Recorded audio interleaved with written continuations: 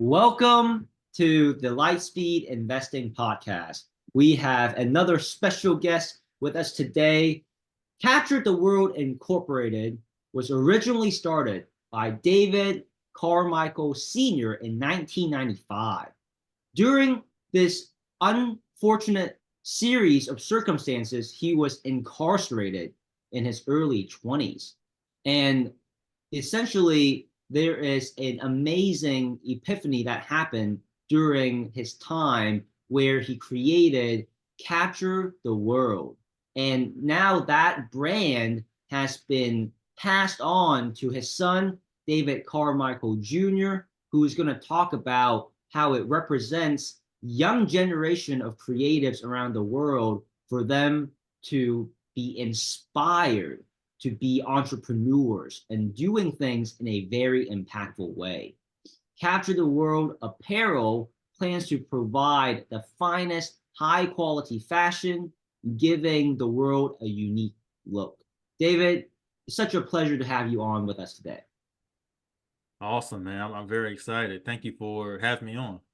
Absolutely, man. You know, you've got an amazing story with your father's journey and your responsibility now to continue that journey. So I'm super excited because, your story is very inspiring and impactful, man. And that's what Lightspeed Investing is about. We strive to share messages around the globe where the other side has alignment with providing tremendous value to the world, man. So why don't you go ahead and give our listeners a overview of what Capture the World means to you and how it all started?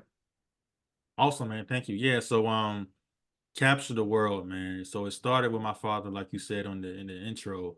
So I was born in Hampton, Virginia, raised in Newport News, Virginia, which, for people that don't know where that's at, that's like close to like Virginia Beach, maybe like a 45-minute drive to Virginia Beach, about an hour away from Richmond, Virginia. Um, so like I said, I was born in Hampton, raised in Newport News, and I currently live in Hampton now. Um, so like my upbringing, pretty much, I went to school in Newport News. I had an interest in engineering, so in high school, I went to an engineering magnet program, which, like all the high schools in our area have like different, I guess, different programs with them. So like, one high school might have like liberal arts, and then the other one might have like I forgot what the other ones are, but and the school I went to was based on engineering, so that was like an early interest for me. I know my dad, he always said he wanted to be an architect, and Mm. I kind of took that and developed my interest in engineering. um so like you said, my dad, he was incarcerated when I was a child from about 2 years old, and he was released when I was about 13. um and he always told me during that time, like my aunt would take me to go visit him. During that time, it would be like me and my grandma, my other aunt, and my other cousins. You know what I mean? So like we'll go visit him probably like once every couple of months, and I remember it being like a long drive every time. Like he was in a penitentiary, about like 2 hours away from. I just remember it being like the country. Like you just want nothing around, just this, long drive. And we would go visit him, and he would tell me about, well, actually, let me backtrack. So like my dad used to, like, he was real creative. And I feel like I got my part of my creative side from him, because he would used to send me like birthday cards and stuff, right? But he would like hand make them. Like he would just get like a foldable piece of paper and like Mm. draw like a handmade birthday card. You know what I mean? So like my Yeah. favorite cartoons growing up were like the Rugrats, like Nickelodeon cartoons and Disney movies and stuff like that. So like he would make like birthday cards based on like what I liked, what I like to watch on TV. Mhm. I'm trying to think. He was able to like to make T-shirts as well. So like growing up, I didn't know they were allowed. The inmates were allowed to do so many things when he was locked up at. But he was able to hand paint T-shirts. You know what I mean? So like, Wow. Yeah. I still got them to this day. Like, I remember he made a shirt with like the Rugrats, like hand painted it, my favorite characters, and he would send those to me, birthday cards and this whatever he can make, he'll send it to me. So then I would visit him, and then he'll be like, "Hey, did you get the birthday card I sent you, or the T-shirt I made?" And blah blah blah. So then he would say, like, when I get out, I want to start a brand. I don't think he knew it was called Capture the World yet, or I don't know if I don't remember him telling me it was called Capture the World until he got home. Mm, So long story short, when he got home, um, he worked in a screen printing shop, and he worked for this company where they'll make shirts for people around the area, and I guess that's how he learned how to do screen printing. And then he eventually started his own company, Capture the World, which was screen printing, and it was like a clothing brand all together. So like if you needed like t-shirts for like your company or like a family reunion, whatever, he could do that on his own as well. And then he was starting Capture the World as well. And then as I got older, I wasn't really interested in that as a kid, but as I got a uh-huh. little bit older, um, I started to want to learn, how to do screen printing and how to do graphic design on the computer. And he was teaching me some things that he knew. And it was like some circumstances that led him to have to pass the brand out to me. And it was called Capture the World Incorporated, and I renamed it Capture the World Apparel Mm, LLC. This is in 2016, and yeah, I always had like an entrepreneurial mindset. And my dad, he always told me he wanted me to carry on the legacy. Like when he created it, he said he always had me in mind mm, and wanting to carry it on. And he was telling me like it's a lot of stuff that I know I can like incorporate it to this new way of doing things, because he kind of like, not saying he don't still know current technology and stuff like that, but he knew that, I'm gonna pass it to my son and he could keep it going so it can be relevant in today's time. You know what I mean? right, So right. Kind of blow it up and make it more relevant. correct, correct. So and then what the brand means, long story short, just aspiring people to capture the world and whatever Mm, you want to do in life. And he said he got part of the name from um it's kind of funny because like, so I don't know if you heard this, we probably heard it, a song called "The World Is Yours" by Nas, right? hmm. And then he kind of got that idea from Scarface, which one of the slogans is "The world is yours," right? So our slogan is "The world is yours, capture it." We're not promoting what the movie is about, but just the message itself, it means a lot, which the world is yours. Like this world is so huge, like there's so many places you can travel, so many things you can do. Like the world is yours, capture it. You know what I mean? Like, Yeah. and I kind of created that slogan, and he kind of like was like, "Man, that does resonate a lot with the brand." Hmm. The world is yours. Like you have every day you wake up, you have an opportunity to make the best out of your life. It's not going to be easy every day, but try to do a little bit every day to build on what you want to do.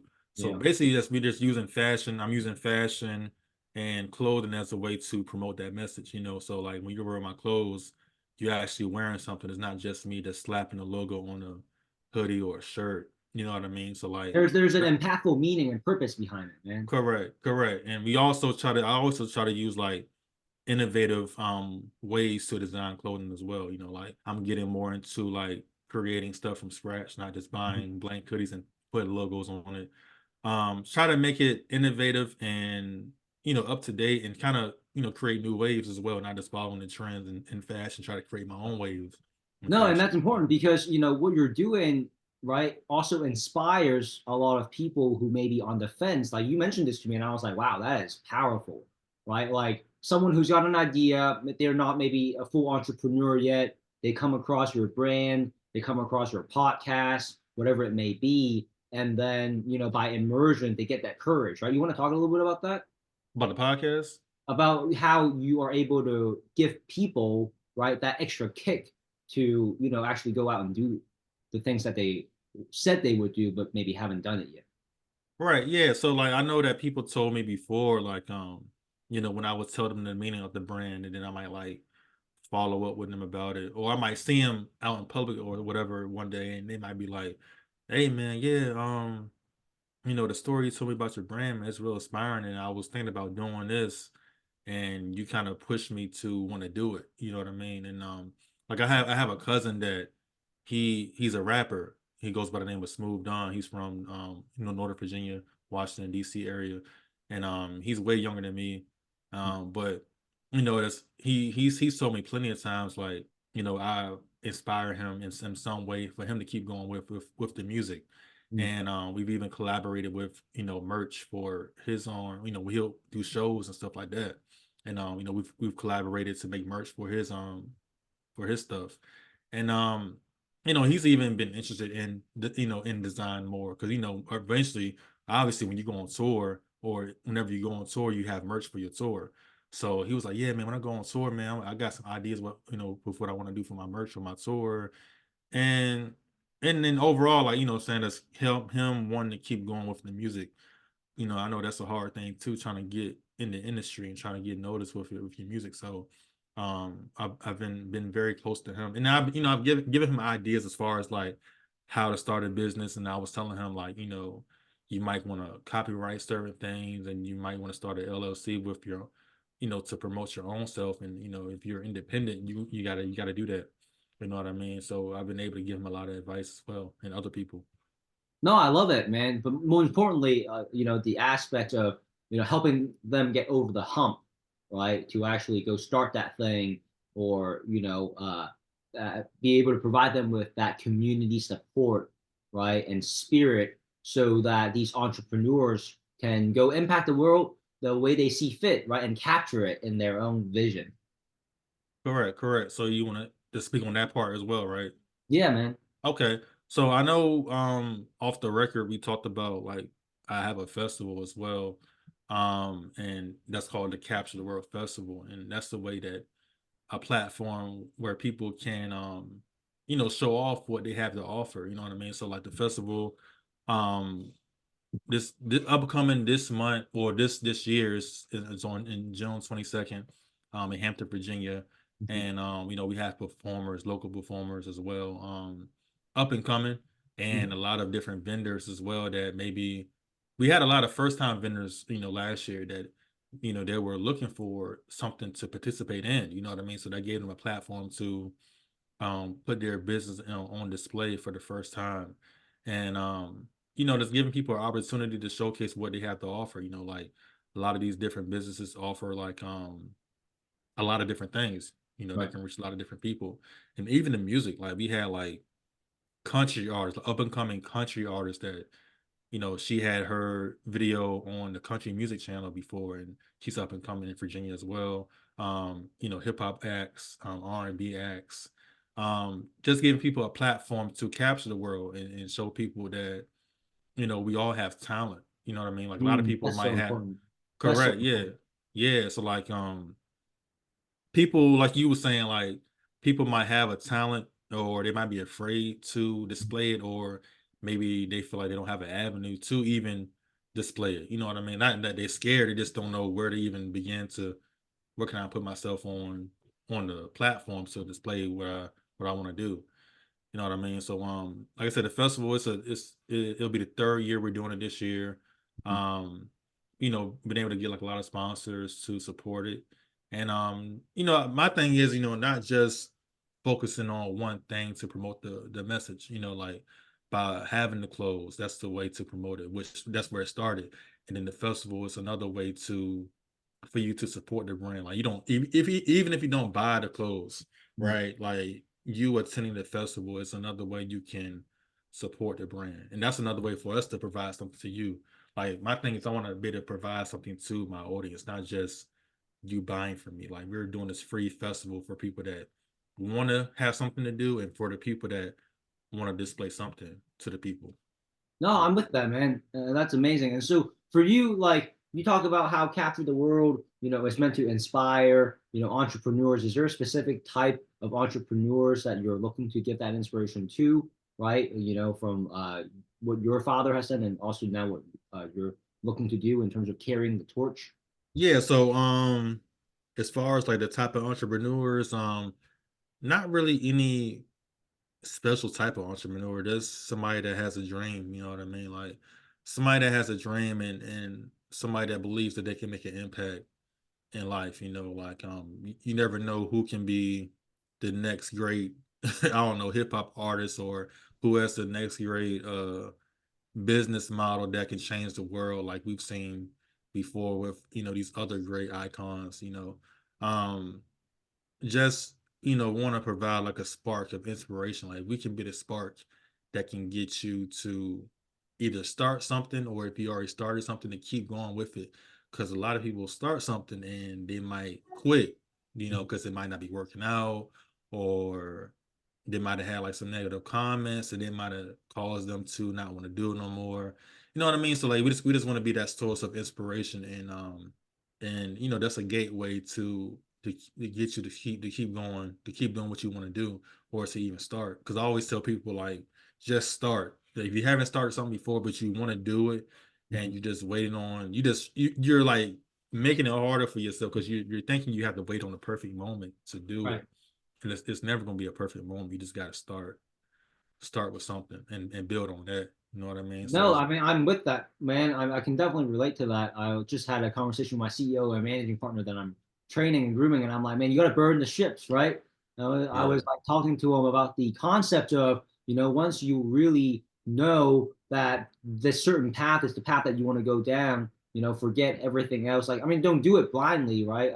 Have a strategy, know how to right. execute.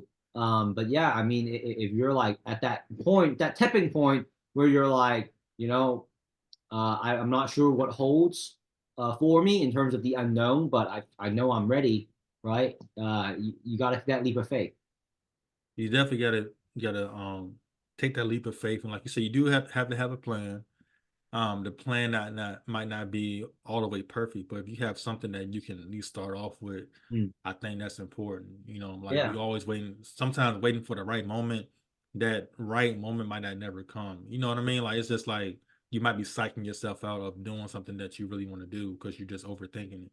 yeah. You know what I'm I saying? know, David, for you, you run Capture the World podcast, right? And you have a lot of special guests on where you get to learn about their personal stories and journeys in entrepreneurship. I was blessed to be one of those guests. I'm kind of curious right now that you're approaching like almost 100 episodes. What would you say are the top three wisdom points that you've learned from talking to all kinds of entrepreneurs in their entrepreneurial journey? Oh man, that's a great question, man. Dang, it's been so many people, man. Let me just think. All right, I would say the first one. I would say the one I had with my father. I think that was episode 20. Only because he's the guy that started it all, and just me carrying it on. I had to have him up there on the episode before, and I know like during the pandemic, that's when I was recording the most, because we was on quarantine, was on lockdown, and Yep. yeah, for some reason, we all had to connect through the internet more. I Yeah. mean, we obviously been doing it, but Yeah. I feel like we was online even more than ever during that Right. time. Right. Um, and for some reason, like I started the podcast in 2019, and I didn't start recording like heavily until like 2020, like doing a whole bunch of Zoom calls like we doing now.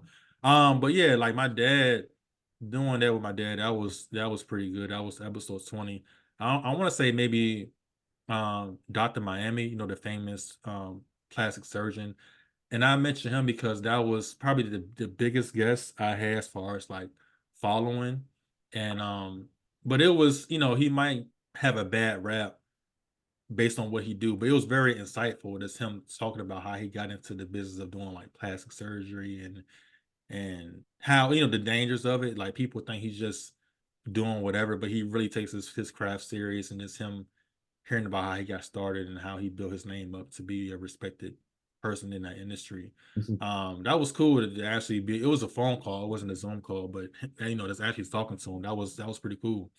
And let me see, what would be the third one? Yeah, I would have to go back and look at look at who I interviewed. It's been so many people, man. Maybe the one I did, it was a guy, he had, I forgot what type of company he had, but he was based out of Cameroon, Africa. He was based out of Africa. So that was cool to like to talk to somebody like on the other, basically the other side of the ocean. Mhm. That was pretty cool. And it was also somebody that I was talking to that was based out of Tokyo. It was a young Japanese woman. She had her own business as well. But yeah, man, it's so many different guests. I can go on and on about that. No, that's amazing, man. And in terms of lessons though and wisdoms, what exactly did you walk away with that you're like, I'm definitely gonna remember that, right? Yeah, what was somebody said that really resonated with me?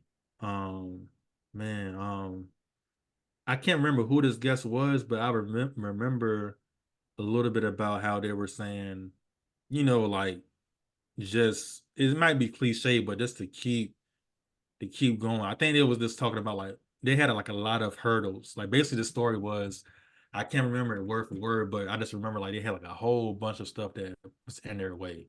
Like more than I ever heard from somebody that was trying to start something. Mm. And it was like one obstacle after one obstacle. And it was like wondering like why all these difficult things happening to me.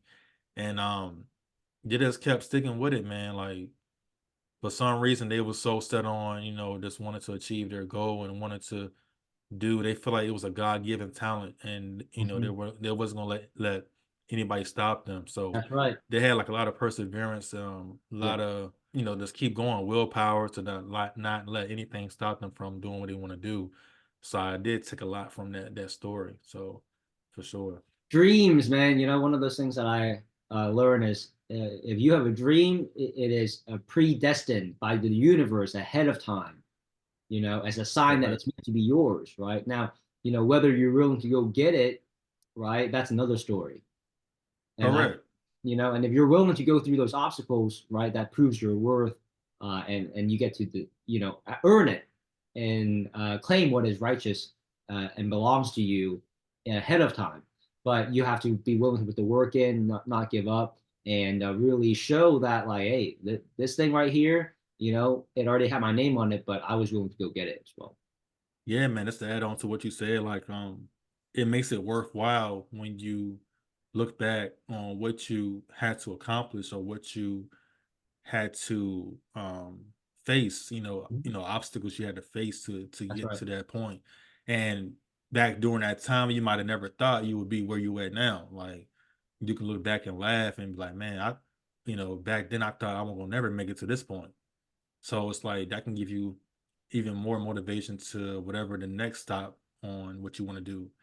Like, man, I made it through all that. I know I can, nothing can stop me now. Like I can just gotta keep on persevering and then have the right people around you and also know, what you learn from your mistakes too. Like some people make mistakes but don't learn from them. They just keep doing the same thing and don't try to um add something different to what it was doing wrong. You know what I mean? So learning from your mistakes as well is it's another good thing to add on to what you're doing. So Yeah, no, absolutely. And so, David, thank you so much for sharing your message. Thank you so much for sharing your story. If you had to leave the audience with one thing today, what is the best way they can get a hold of you, and what would your message be? yeah, man. So I just put both my websites. So like the clothing brand website is capturetheworldapparel.com, and then the festival is capturetheworldfestival.com. And you can reach out to me on LinkedIn. My name is David Carmichael II, David L. Carmichael II. Um, and then like a message I would leave to anybody, man, is basically like the slogan. The slogan I said, the word is yours, capture it.